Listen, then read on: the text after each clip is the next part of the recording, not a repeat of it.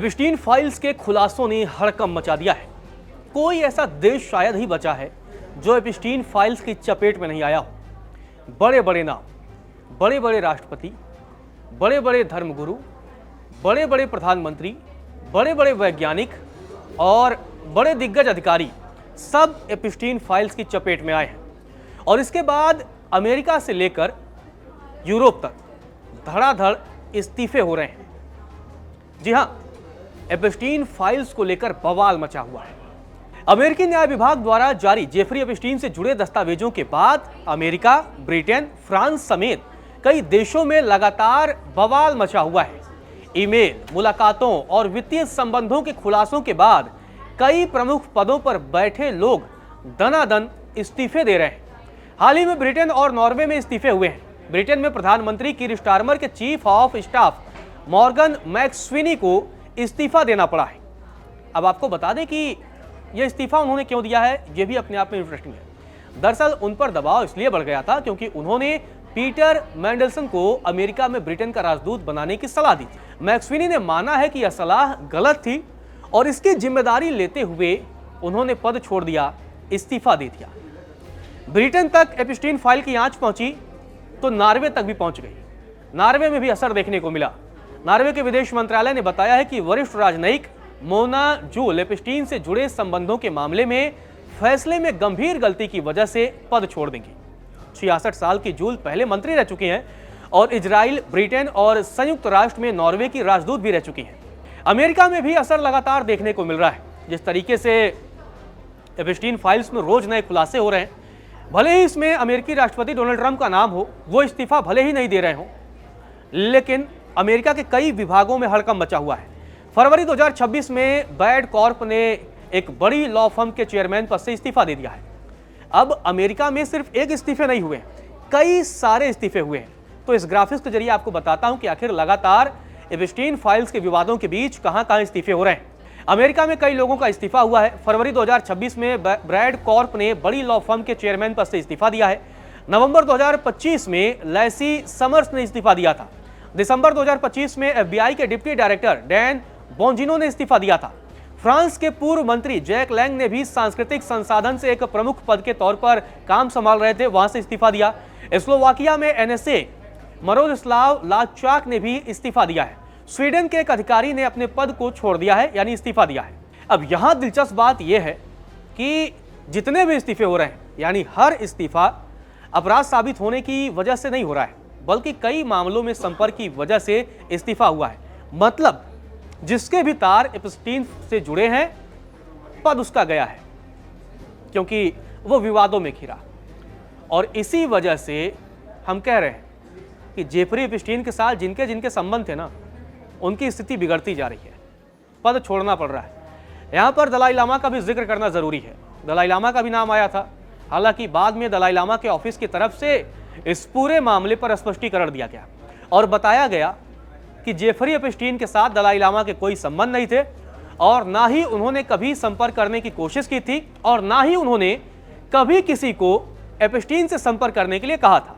तो दलाई लामा की तरफ से स्पष्टीकरण आया। 2019 में जब जेफरी एपिस्टीन का निधन हुआ था तो उस वक्त भी वो बेहद अमीर था। कई आलीशान घर उसके पास थे। कैरिबियन के 2 निजी द्वीप उसके पास थे। $380 मिलियन नकदी था और कई सारे उसने निवेश भी कर रखे थे। कुल संपत्ति की अगर हम बात करें तो जब जेफरी एपिस्टीन का निधन हुआ तो उसके पास $587 मिलियन की संपत्ति थी और अगर बात करें रुपए के हिसाब से तो 52,367 करोड़ रुपए थे। अब बड़ा सवाल यह उठता है कि आखिर एपिस्टीन ने इतनी बड़ी दौलत कैसे जुटाई। एक यौन अपराधी, एक घिनौना काम करने वाला व्यक्ति आखिर इतना पैसा कैसे बना सकता है? कौन सा काम वो करता था? क्या वो ब्लैकमेल का काम करता था या कोई व्यापार करता था? दरअसल एपिस्टीन खुद को अरबपतियों का वित्तीय सलाहकार बताता था, यानी फाइनेंशियल एडवाइजर, और इन्वेस्टमेंट, टैक्स और एस्टेट प्लानिंग जैसी सर्विस भी देता था। यह एपिस्टीन का कहना था। एपिस्टीन ने अपने घरों और निजी द्वीपों पर आने वाले अमीर लोगों की गैरकानूनी हरकतों को गुप्त रूप से रिकॉर्ड भी किया था। तमाम तस्वीरें हमने देखा है कि सोशल मीडिया पर तैर रही हैं। ऐसी ऐसी तस्वीरें आई हैं कि मन विचलित हो जाता है, इंसानियत से भरोसा उड़ जाता है। ऐसी ऐसी तस्वीरें सामने आई हैं। और यह भी कहा जाता है कि उन तस्वीरों के जरिए जेफरी एप्स्टीन उन तमाम सो कॉल्ड बड़े लोगों को ब्लैकमेल करके पैसा कमाता था।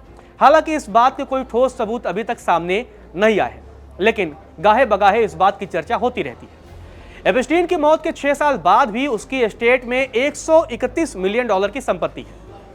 अब आप समझ सकते हैं कि निधन को 6 साल बीत चुके हैं, लेकिन अभी भी एस्टेट में $131 मिलियन की संपत्ति है। जांच में यह भी सामने आया है कि उसके बैंक खातों में 4,700 से ज्यादा लेन देन हुए थे। कुल मिलाकर $1.9 बिलियन है। हैरानी की बात देखिए कि एप्स्टीन की मौत 2019 में हो चुकी है, लेकिन उसके मौत के 6 साल बाद भी एप्स्टीन की फाइलें दुनिया के कई सरकारों, नेताओं, व्यापारियों और नामी गिरामी हस्तियों के लिए परेशानी की वजह बनी हुई है।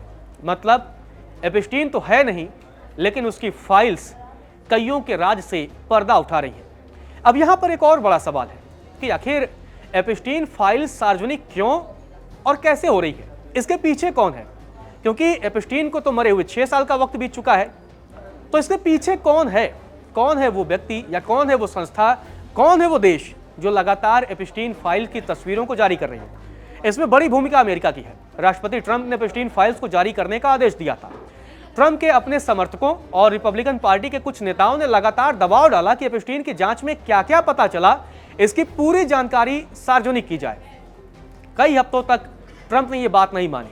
हालांकि ट्रंप का इसमें नाम है, ट्रंप की बदनामी हुई है, लेकिन ट्रंप है भला। ट्रंप और बदनामी को अगर हम एक शब्द कहें तो इसमें अतिशयोक्ति नहीं होगी, तो ट्रंप को बदनामी से कोई लेना देना नहीं। लेकिन बाद में ट्रंप ने राय बदली और रिपब्लिकन सांसदों से कह दिया कि वे एप्स्टीन फाइलों को लोगों के सामने सार्वजनिक करने के लिए वोट करें। अमेरिकी संसद के दोनों सदनों यानी हाउस और सीनेट ने एक कानून पास किया, जिससे न्याय विभाग को सभी फाइलें सार्वजनिक करने का आदेश मिला। ट्रंप ने नवंबर में इस पर दस्तखत भी कर दिए थे। अमेरिकी संसद में वोट एक डिस्चार्ज पिटीशन से हुआ है, जिसमें 218 सांसदों के हस्ताक्षर जरूरी थे।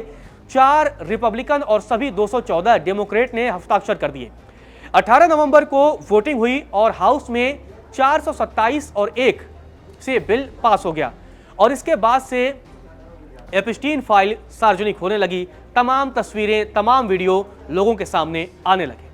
अब यहां पर एक और बड़ा सवाल है कि आखिर ये एप्स्टीन फाइल्स है क्या और विवादों में क्यों है? बात 2008 की है। 2008 में एक 14 साल की लड़की के माता पिता ने बताया कि जेफरी एप्स्टीन ने उनकी बेटी का यौन शोषण किया है।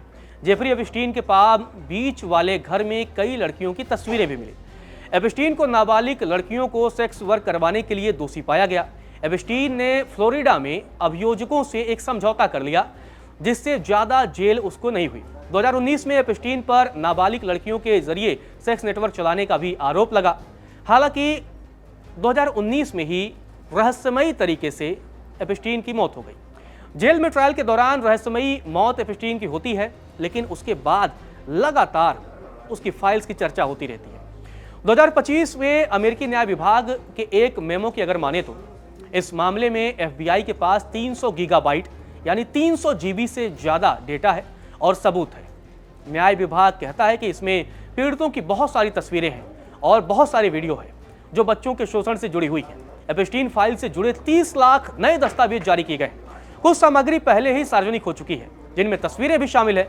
इसमें पहले कमेटी से एप्स्टीन की संपत्ति के हजारों दस्तावेज सामने आए, जिनमें ज्यादातर ईमेल थे।